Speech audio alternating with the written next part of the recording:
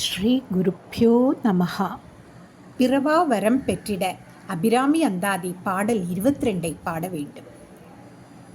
கொடியே இளவஞ்சி கொம்பே எனக்கும் அம்பே பழுத்த படியே மறையின் பரிமளமே பனிமாலிமய பிடியே பிரமன் முதலாய தேவரை பெற்ற அம்மே அடியே நிறந்திங்கினி பிறவாமல் வந்தாண்டு கொள்ளே. இனி இதன் அர்த்தத்தை பார்ப்போம். அம்பாள் மென்மையிலும் மென்மையானவள் என்பதை கொடி என்ற சொல்லில் பட்டர் அம்பாளை புகழ்கிறார். அன்னை அபிராமி உடலாலும் உள்ளத்தாலும் கொடிக்கு இணையானவள். அன்னை அபிராமி தன்னை சந்திப்பவர்க்கு வந்திக்க எளிதாக கிடைத்த கொடி என்று பட்டர் கூறுகிறார்.